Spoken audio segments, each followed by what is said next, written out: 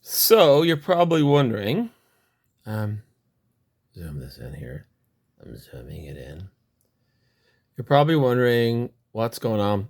Well, when we have a straight line, and you might wonder, what is a straight line? A straight line doesn't mean it has to be like exactly straight in terms of horizontal or vertical. What it means is it's a straight line. There's no curves. There's no bumps. There's nothing. And the equation of a straight line is usually written as y is equal to m of x plus b. Or in the UK, y of mx plus c. And we're not in the UK, mate. All right. So I won't do that again. So what does it stand for? All right, let's look over here.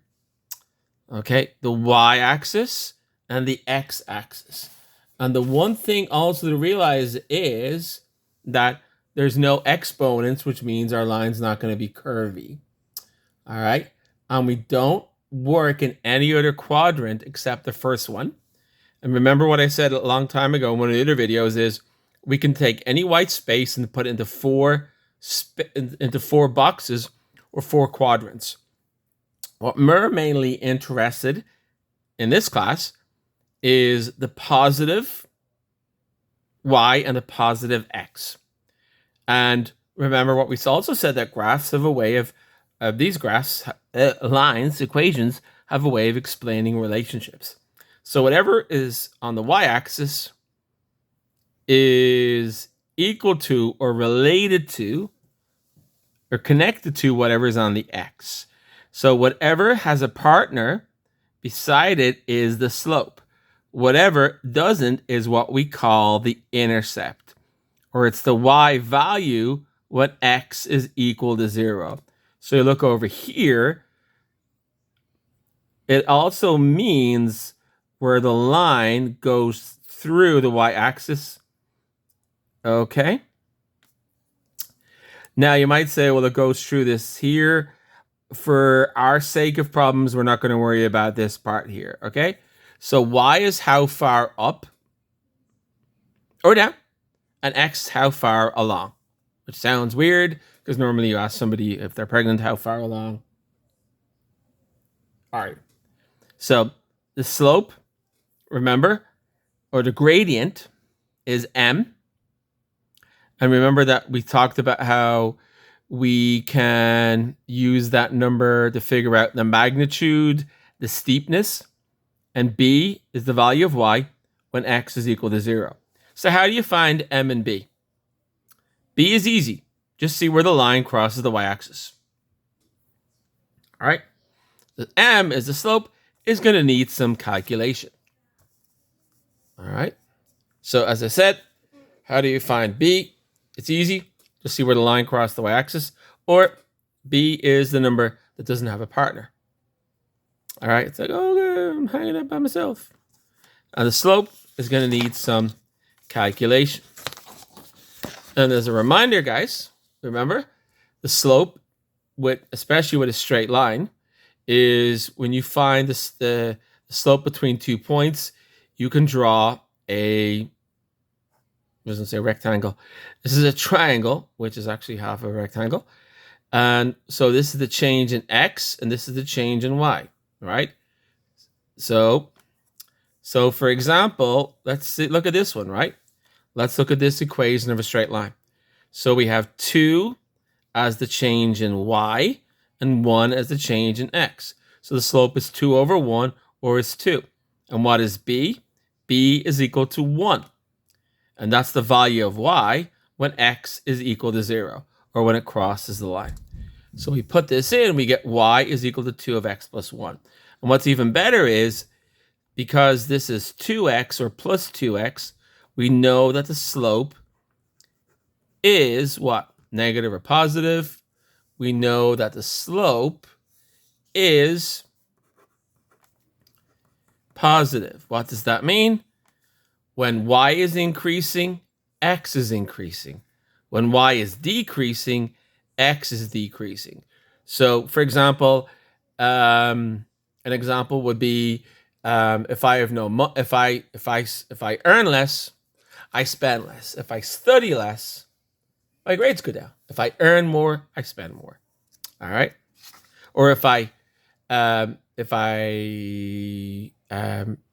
decide to make more of a product, it's maybe because I can sell it for a higher price. Okay. So if we think about this, all right. Now, you might say, how do I understand this more? Look at this. Going from left to right, the cyclist has to push on a positive slope. Just imagine if you're on a bike ride, you'd be like, which would be me. And a negative slope, you'd be like, woo, no problem. Look at me, no hands. And then you realize, crap, the brakes don't work. And then you crash. And then zero slope, it's just like, I'm just chilling. Kind of boring here. All right, you're just hanging out. All right. So what about this vertical line? Guess what, guys? This slope is undefined. That's all we're going to say. All right. If it's horizontal, it's 0. If it's vertical, it's undefined. That's all I want you to worry about. Don't freak out. Just realize that's all I want you to worry about. Okay? So, because this is a funky one, right? All right? Because the line is just chilling by itself right in the middle of the x-axis. So all we're going to say is that the slope is undefined. And you might say, well, I've never seen a line like that before. Well, actually, in reality, you could say something like, well, you know what? What if this was, let's say, the price of insulin and the amount of vials, I guess you need. And you could say something that no matter the price, you're still going to need, let's say, 5 bottles of insulin a month. Okay? So, essentially, just remember that we are going to look over some slope-intercept problems in a second. Now, if you also get confused, and we're going to do some problems. We're going to do some quiz problems in a second.